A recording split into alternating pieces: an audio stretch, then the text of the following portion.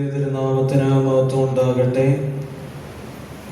പരിശുദ്ധ സഭയെ സംബന്ധിച്ച് നോമ്പിൻ്റെ 40 ദിവസങ്ങൾ പൂർത്തീകരിക്കപ്പെടുന്നതായിട്ടുള്ള സമയത്താണ് നമുക്കെയും ആയിരിക്കുന്നത് എന്നുള്ള കാര്യത്തിൽ സംശയമില്ല. നോമ്പ് അത് വലിയൊരു തീർത്ഥാടനമാണ്. 40 ദിവസം നീണ്ടു നിൽക്കുന്നതായിട്ടുള്ള ഒരു യാത്രയാണ്. 10 ദിവസങ്ങൾ കൂടി ചേർത്ത് 50 നോമ്പ് എന്നാണ് നാം ഈ ദിവസങ്ങളെ പ്രത്യേകമായിട്ട് വിശേഷിപ്പിക്കുന്നത് എന്നുള്ളതും നമുക്ക് അറിവുള്ള കാര്യമാണ്. മോശയും ഏലിയായും നമ്മുടെ കർത്താവ് നോമ്പ് നോറ്റു, ആകൽ കർസായി ജയിച്ചു. ഇന്നേ ദിവസം വായിച്ചു കേട്ടതായിട്ടുള്ള പ്രമേയം സദറായി നോമ്പ് നോക്കിയതായിട്ടുള്ള പല വ്യക്തികളെ പറ്റി, പ്രത്യേകിച്ചും പഴയ നിയമത്തിലൊക്കെയും നോമ്പ് നോക്കിയതായിട്ടുള്ള പല വ്യക്തികളെ പറ്റിയും നമുക്ക് കാണുവാൻ കഴിയും. അല്പനേരത്തെ ചിന്തയ്ക്കായിട്ട് ആഗ്രഹിക്കുന്നതായിട്ടുള്ള വേദഭാഗം പരിശുദ്ധനായ പൗലോസ് ശ്ലീഹ എഫേസ്യർക്ക് എഴുതിയ ലേഖനം 4-ാം അധ്യായം 26-27 വാക്യങ്ങളാണ്. ആ വേദഭാഗം ഇപ്രകാരമാണ്: കോപിച്ചാൽ പാപം ചെയ്യാതിരിപ്പീൻ, സൂര്യൻ അസ്തമിക്കുവോളം നിങ്ങൾ കോപം വെച്ചുകൊണ്ടിരിക്കരുത്, പിശാചിന് ഇടം കൊടുക്കരുത്. നമ്മുടെ സങ്കീർത്തനത്തിൽ ഇതിന് സമാനമായിട്ടുള്ളൊരു വാക്യം കാണാറുണ്ട്: കോപിപ്പീൻ, നിങ്ങൾ പാപം ചെയ്യരുത്. 4-ാം സങ്കീർത്തനത്തിൽ നമ്മൾ അത് കാണുന്നു. ഒരർത്ഥത്തിൽ കോപിപ്പീൻ, നിങ്ങൾ പാപം ചെയ്യരുത് എന്ന് പറയുമ്പോൾ കോപിക്കാനുള്ള ലൈസൻസ് വേദപുസ്തകം നമുക്ക് നൽകുന്നുണ്ടോ എന്നുള്ളതാണ് പലപ്പോഴും നമ്മൾ ചിന്തിക്കുന്ന ഒരു കാര്യം. സത്യത്തിൽ കോപിക്കുവാനുള്ള ലൈസൻസ് അല്ല, മറിച്ച് നിങ്ങൾ കോപിച്ചാലും നിങ്ങളുടെ കോപം പാപത്തിലേക്ക് പോകരുത് എന്നുള്ളതാണ്. നിശ്ചയമായിട്ടും മനുഷ്യന് കോപം വരും, ദേഷ്യം വരും, പലതരത്തിലുള്ള അത്തരത്തിലുള്ള ചിന്തകളൊക്കെയും ഉണ്ടാകും. പക്ഷെ അത് നീണ്ടു നിന്ന് കഴിഞ്ഞാൽ അത് പാപത്തിലേക്ക് പോകും എന്നുള്ളത് കൊണ്ടാണ് കോപിപ്പീൻ, നിങ്ങൾ പാപം ചെയ്യരുത്. കോപിച്ചാലും നിങ്ങൾ പാപം ചെയ്യരുത്.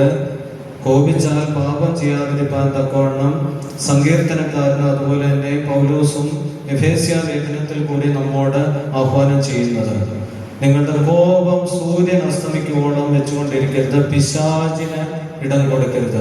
കാരണം സൂര്യൻ അസ്തമിച്ചു കഴിഞ്ഞാൽ കോപം വെച്ചുകൊണ്ടിരുന്നാൽ പിശാചിന് ഇടം കൊടുക്കുന്നതിന് തുല്യമായിട്ടാണ് വേദപുസ്തകം നമ്മോട് പറയുന്നത് എന്നുള്ളതാണ്. സാധാരണഗതിയിൽ നമ്മളൊക്കെയും പറയുന്നതാണ്. എനിക്ക് പെട്ടെന്ന് കോപം വരും എന്ന് എല്ലാവരും പറയാറുണ്ട്. പക്ഷെ എല്ലാവർക്കും കോപം വരുന്നു എന്നുള്ളത് കൊണ്ട് കോപം എന്നുള്ളത് നമുക്ക് നിസ്സാരവൽക്കരിക്കുവാനോ അല്ലെങ്കിൽ ജനറലൈസ് ചെയ്യാനോ നീതീകരിക്കുവാനോ കഴിയുന്ന ഒന്നല്ല എന്നുള്ളതാണ്. ഇപ്പം കുർബാനക്രമത്തിൽ മരണകരമായ പാപങ്ങളെ പറ്റി പറയാൻ നേരത്തെ അതിലൊന്നാണ് കോപം എന്നുള്ളത്. മരണകരമായ പാപമാണ് കോപം. കാരണം നീണ്ടു നിൽക്കുന്ന കോപം പാപത്തിലേക്ക് അല്ലെങ്കിൽ മറ്റുള്ളവരെ വധിക്കുവാൻ, തേജോ വധം എന്നൊക്കെ നമ്മൾ കണ്ടിട്ടുണ്ട്, വായിച്ചിട്ടുണ്ട്, പറഞ്ഞു കേൾക്കാറുണ്ട്. അന്നേരം ഒരുവനെ കത്തിയെടുത്ത് കുത്തുന്നത് പോലെയല്ല, അതിലും വലിയൊരു കൊലപാതകമാണ് ഒരു മനുഷ്യന്റെ തേജസ്സിനെ ഇല്ലാതാക്കുക എന്നുള്ളത്. നമുക്ക് പഴയ നിയമത്തിൽ ഹാബേലും കയീനും സഹോദരങ്ങളായിരുന്നു. പക്ഷേ ഹാബേലും കയീനും ബലിയർപ്പിച്ചു. രണ്ടുപേരുടെയും ബലിയിൽ ദൈവം പ്രസാദിച്ചിട്ടില്ല. ഹാബേലിന്റെ ബലിയിൽ പ്രസാദിച്ചു. ഒരർത്ഥത്തിൽ ഒരാൾ കൃഷിക്കാരനും മറ്റേയാൾ ആട്ടിടയനും അല്ലെങ്കിൽ മൃഗങ്ങളെ നോക്കുന്ന ആളായിരുന്നത് കൊണ്ട് ഒരാൾ കൃഷിയുടെ സാധനങ്ങൾ അർപ്പിച്ചത് കൊണ്ടോ മറ്റേയാൾ മൃഗത്തെ അർപ്പിച്ചത് കൊണ്ടോ അല്ല, മറിച്ച് എബ്രായ ലേഖന കർത്താവ് പറയുന്നുണ്ട്: വിശ്വാസത്താൽ കയീനേക്കാൾ ഉത്തമമായ യാഗം ഹാബേൽ കഴിച്ചു എന്നുള്ളത്. ഇവിടെ സഹോദരങ്ങളായിരുന്നു എങ്കിൽ കൂടിയും യഹോവ ഹാബേലിന്റെ ബലിയിൽ പ്രസാദിച്ചപ്പോൾ, ദൈവം സഹോദരന്റെ ബലിയിൽ പ്രസാദിച്ചപ്പോൾ കയീന് കോപമുണ്ടായി, അവന്റെ മുഖം വാടി സഹോദരനെ ഇല്ലാതെയാക്കി എന്നുള്ളതാണ്. അന്നേരം നിശ്ചയമായിട്ടും കോപം നിയന്ത്രിക്കാൻ കഴിയാതെ വന്നാൽ അത് മുഖം വാടും, രക്തം തിളയ്ക്കും, എവിടെ നിന്നോ ഒരു ശക്തി ശരീരത്തിലുണ്ടാകും എന്നുള്ളതാണ്. നേരം കഠിനമായിട്ടുള്ള കോപത്തിലേക്ക് വന്നു കഴിഞ്ഞാൽ ആ ആളിന്റെ കയ്യിലേക്ക് ഒരു ആയുധം കിട്ടിയാൽ എന്തായിരിക്കും ചെയ്യുക? ആ ആയുധം പ്രയോഗിക്കും എന്നുള്ളതാണ്. നമുക്കറിയാം, ഏതൊരു വികാരവും അതിൻ്റെ തനിമയിൽ ഏറ്റവും നല്ലതാണ് എന്നുള്ളതാണ്. ഒരു മനുഷ്യന് കോപം വന്നു കഴിഞ്ഞാൽ അയാൾ നിശ്ചയമായിട്ടും നിശ്ചയമായിട്ടും കോപിക്കണം എന്നുള്ളത്. പക്ഷേ ആ കോപം നീണ്ടു നിൽക്കുവാൻ പാടില്ല എന്നുള്ളതാണ്. നീണ്ടു നിൽക്കുന്ന കോപം നമുക്ക് വിരോധത്തിലേക്ക്, വിദ്വേഷത്തിലേക്ക് കൊണ്ടുചെന്ന് എത്തിക്കും എന്നുള്ളതാണ്. നമുക്കറിയാം, കാലം മുമ്പോട്ട് പോകുമ്പോൾ ചില വാക്കുകൾക്കൊക്കെയും അർത്ഥം ഇല്ലാതെയാകും, ചില വാക്കുകൾ തന്നെ ഇല്ലാതെയാകും. ഞാൻ നേരത്തെയും പറഞ്ഞിട്ടുള്ള ഒന്നാണ്, കാലഹരണപ്പെട്ട ഒരു വാക്കായിട്ട് പൊറുക്കുക എന്നുള്ള വാക്ക് മാറിയിട്ടുണ്ട് എന്നുള്ളതാണ്. പൊറുക്കുക എന്നുള്ള വാക്ക് കാലഹരണപ്പെട്ട ഒരു വാക്കായിട്ടാണ് നമ്മൾ ഇന്ന് കണക്കാക്കുന്നത്. സെമിനാരി പ്രിൻസിപ്പളായിട്ടുള്ള KM ജോർജ് അച്ഛൻ ഒരു പ്രസംഗമധ്യേ പറഞ്ഞ ആശയം ഞാൻ നേരത്തെയും നിങ്ങളോട് സൂചിപ്പിച്ചിട്ടുണ്ട്. അവിടെ അച്ഛൻ പൊറുക്കുക എന്നുള്ള വാക്കിനെ പറ്റിയാണ് പറയുന്നത്. അത് വിവിധ അർത്ഥതലങ്ങളുള്ളതായ ഒരു വാക്കാണ്. ഒന്ന്, എന്നോട് ക്ഷമിക്കുക, അതായത് എന്നോട് പൊറുക്കണം എന്ന് പറഞ്ഞു കഴിഞ്ഞാൽ എന്നോട് ക്ഷമിക്കുക എന്നുള്ളതാണ്. ഒപ്പം പൊറുക്കുക എന്ന് വെച്ച് കഴിഞ്ഞാൽ ഒപ്പം താമസിക്കുക. ഞാൻ അവനോടൊപ്പം പൊറുത്തു എന്ന് വെച്ച് കഴിഞ്ഞാൽ അയാളോടൊപ്പം, അവനോടൊപ്പം താമസിച്ചു എന്നുള്ളതാണ്. മൂന്നാമതായിട്ട് എൻ്റെ ദീനം പൊറുത്തു എന്ന് വെച്ച് കഴിഞ്ഞാൽ എനിക്ക് സൗഖ്യം ലഭിച്ചു എന്നുള്ളതാണ്. എന്നെ ക്ഷമിക്കുക എന്നുള്ള അർത്ഥത്തിൽ പൊറുക്കുക എന്ന വാക്ക് ഉപയോഗിക്കാറുണ്ട്. ഒന്നിച്ച് താമസിക്കുക എന്നുള്ള അർത്ഥത്തിൽ പൊറുക്കുക എന്നുള്ള വാക്ക് ഉപയോഗിക്കാറുണ്ട്. സൗഖ്യം ലഭിച്ചു, ആശ്വാസം ലഭിച്ചു എന്നുള്ള അർത്ഥതലത്തിലും പൊറുക്കുക എന്നുള്ള വാക്ക് ഉപയോഗിക്കുന്നുണ്ട്. നമ്മളൊക്കെയും നോമ്പിൽ കൂടി കടന്നു പോകുമ്പോൾ ദൈവം നമ്മോട് ആവശ്യപ്പെടുന്നതും ഇത് തന്നെയാണ്. പരസ്പരം ക്ഷമിക്കുവാൻ, സ്നേഹിക്കുവാൻ, സമാധാനത്തോടുകൂടി ആയിരിക്കാൻ തക്കവണ്ണം ദൈവം നമ്മോട് ആഹ്വാനം ചെയ്യുകയാണ്. ഒരുപക്ഷെ ഞാൻ നേരത്തെ പ്രസംഗിച്ച സമയത്തും പറഞ്ഞ ഒരു കഥ ഒരിക്കൽ കൂടി പറയുവാൻ തക്കവണ്ണം ആഗ്രഹിക്കുകയാണ്. സൂര്യ കൃഷ്ണമൂർത്തി എന്ന് പറയുന്ന ഒരു എഴുത്തുകാരനുണ്ട്. അയാളുടെ ഒരു എഴുത്താണ്, റൈറ്റിംഗ് ആണ് മുറിവുകൾ എന്നുള്ളത്. ഞാൻ പുതുതായിട്ടൊരു കാറ് വാങ്ങിച്ചു. അപ്പനും മകനും കൂടി ബീച്ചിൽ പോയി. ഏറെ ആഗ്രഹിച്ച് വാങ്ങിച്ചതായിട്ടുള്ള ഒരു കാറാണ്.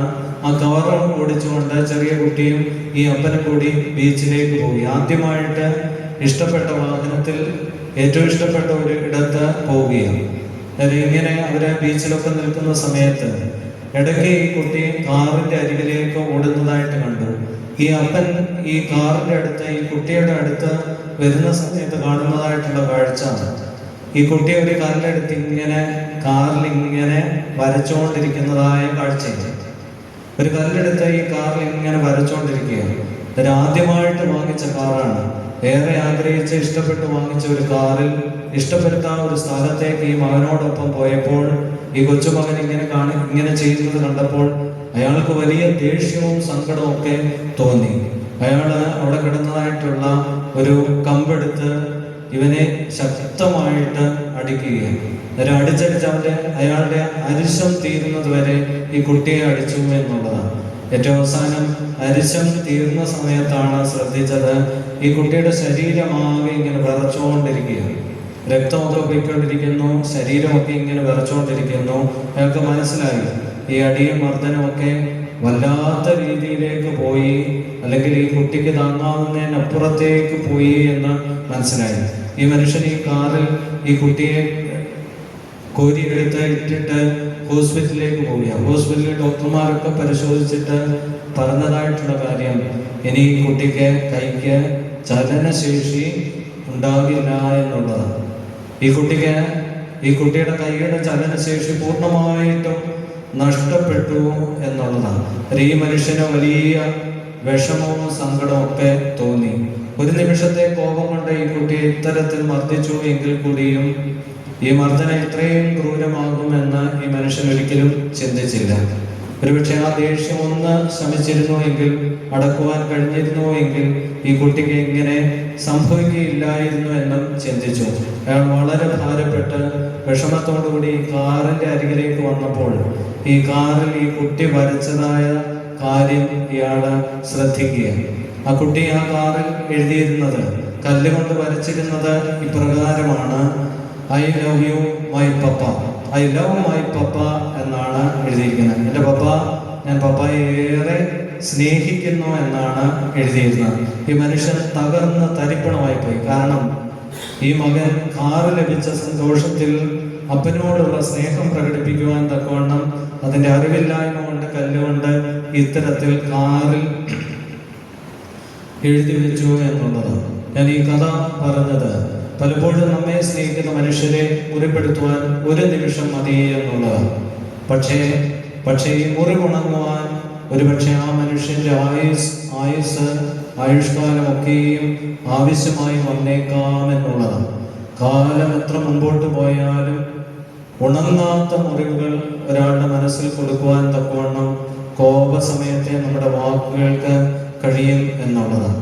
അതുകൊണ്ട് തന്നെ ചിന്തകാരനും എഴുത്തുകാരനും ഒക്കെ ആയിട്ടുള്ള ശ്രീ രവിശങ്കർ അദ്ദേഹം ക്ഷമയെ പറ്റി ഇപ്രകാരം പറയുന്നുണ്ട്: ക്ഷമിക്കുവാനുള്ള ധൈര്യം ഉണ്ടാകുന്നത് ക്ഷമിച്ച് അത് ശീലമാക്കുമ്പോഴാണ്. ക്ഷമിക്കുവാനുള്ള ധൈര്യം ഉണ്ടാകുന്ന ഒരു മനുഷ്യന് ക്ഷമിക്കണം എന്നുണ്ടെങ്കിൽ അയാൾക്ക് ധൈര്യം ഉണ്ടായിരിക്കണം. നമുക്ക് കോപിക്കുവാൻ അറിയാം, കോപിക്കുവാൻ പ്രത്യേകിച്ച് ഒരു കോഴ്സിൻ്റെയും ആവശ്യമില്ല. പക്ഷേ ക്ഷമിക്കണം എന്നുണ്ടെങ്കിൽ ക്ഷമിക്കുവാനുള്ള ധൈര്യം ഉണ്ടാകണം. ആ ധൈര്യം ഉണ്ടാകുന്നത് ക്ഷമിച്ച് അതിനെ ശീലമാക്കുമ്പോഴാണ് എന്നുള്ളത്. ഞാൻ പലപ്പോഴും പറയാറുണ്ട്, ഫാമിലി എന്നുള്ളത്, കുടുംബം എന്നുള്ളത് ഒരു ഇന്നർ സർക്കിളാണ്. അവിടെ ഭാര്യയുണ്ട്, ഭർത്താവുണ്ട്, അപ്പനുണ്ട്, അമ്മയുണ്ട്, മക്കളുണ്ട്. ഇവരൊക്കെയും അടങ്ങുന്നതായിട്ടുള്ള ഒരു ഇന്നർ സർക്കിളാണ്. ഒരു ഭാര്യയും ഭർത്താവും പരസ്പരം സ്നേഹിക്കുമ്പോഴും ക്ഷമിക്കുമ്പോഴുമാണ് കുട്ടികൾ ഈ ക്ഷമയും സ്നേഹവും പഠിക്കുന്നത് എന്നുള്ളത്. മാതാപിതാക്കളോട് പ്രിയപ്പെട്ടവർ എപ്രകാരം വാത്സല്യത്തോടുകൂടി സ്നേഹത്തോടുകൂടി പെരുമാറുന്നു, അത് കണ്ടാണ് കൊച്ചുമക്കളും തൻ്റെ അപ്പനെയും അമ്മയെയും സ്നേഹിക്കണം എന്നുള്ളത് പഠിക്കുകയും ശീലിക്കുകയും ചെയ്യുന്നത്. നിശ്ചയമായിട്ടും നമുക്ക് മറ്റുള്ളവരോട് പൊറുക്കുവാൻ സാധ്യമാകുന്നുണ്ടോ എന്നുള്ളതാണ്. അവരോട് ക്ഷമിക്കുവാൻ നമുക്ക് കഴിയുന്നുണ്ടോ എന്നുള്ളതാണ്. ഈ നോമ്പിൽ കൂടി, അതിൻ്റെ നോമ്പിൻ്റെ പൂർത്തീകരണത്തിൽ കൂടി കടന്നു പോകുമ്പോൾ കർത്താവിൻ്റെ പീഡാനുഭവ വാരത്തിലേക്ക് നമ്മളെ ഏറ്റവും അടുത്ത് നിൽക്കുകയാണ്. കർത്താവ് നമുക്ക് കാട്ടിത്തന്നതായിട്ടുള്ള പാത സ്നേഹത്തിൻ്റെ, സമാധാനത്തിൻ്റെ, ക്ഷമയുടെ പാതയാണ് എന്നുള്ളതാണ്. നമുക്ക് എത്രത്തോളം അല്പം കൂടി സ്നേഹിക്കുവാൻ കഴിയും എന്നുള്ളതാണ്. നമുക്ക് എത്രത്തോളം അല്പം കൂടി ക്ഷമയോടുകൂടി പെരുമാറുവാൻ കഴിയും എന്നുള്ളതാണ്. നമുക്ക് എത്രത്തോളം അല്പം കൂടി സമാധാനത്തോടുകൂടി ജീവിക്കുവാൻ സാധ്യമാകും എന്നുള്ളതാണ്. കാരണം നമുക്ക് ഇന്ന് വരെ ലഭിച്ചതായിട്ടുള്ള ആയുസ് ഇനി അത്രയും നമ്മുടെ കൈവശം ഇല്ല എന്നുള്ളതാണ്. ഒരുപക്ഷെ കുട്ടികൾക്ക് ഇരട്ടിയോ അതിൻ്റെ ഇരട്ടിയോ ഒക്കെ സമയം മുതലുണ്ടായിരിക്കാം. മനുഷ്യന്റെ കാര്യത്തിൽ നിശ്ചയമില്ല. പക്ഷെ പ്രായമാകും തോറും നമ്മുടെ ദിവസങ്ങൾ കുറഞ്ഞുകൊണ്ടിരിക്കുകയും നമ്മുടെ ആയുസ് കുറഞ്ഞുകൊണ്ടിരിക്കുകയും നമുക്ക് ഇന്ന് വരെ ലഭിച്ച സമയം ഇനിയും നമുക്ക് ലഭിക്കില്ല എന്നുള്ളത് ഉറപ്പാണ്. അതുകൊണ്ട് തന്നെ അല്പം കൂടി അളവിൽ സ്നേഹിക്കുവാൻ, അല്പം കൂടി അളവിൽ ക്ഷമിക്കുവാൻ, അല്പം കൂടി സ്നേഹത്തോടുകൂടി സമാധാനത്തോടുകൂടി പെരുമാറുവാൻ സാധ്യമാകുന്നുണ്ടോ എന്നുള്ളതാണ്. നിശ്ചയമായിട്ടും ഈ നോമ്പും തുടർന്നുള്ള കഷ്ടാനുഭവ ആഴ്ച, പീഡാനുഭവ ആഴ്ച കർത്താവിൻ്റെ സഹനത്തിൽ പങ്കാളികളാകുവാൻ തക്കവണ്ണമുള്ള അവസരമാണ്. കർത്താവിനോടുകൂടി മരിക്കുവാനും അടക്കപ്പെടുവാനും ഉയർത്തുവാനും തക്കവണ്ണമുള്ള അവസരമാണ്. ഏറ്റവും അനുഗ്രഹത്തിനായി തീരട്ടെ എന്ന് ആശംസിക്കുകയും പ്രാർത്ഥിക്കുകയും ചെയ്യുന്നു. ദൈവം നമ്മെ അനുഗ്രഹിക്കട്ടെ.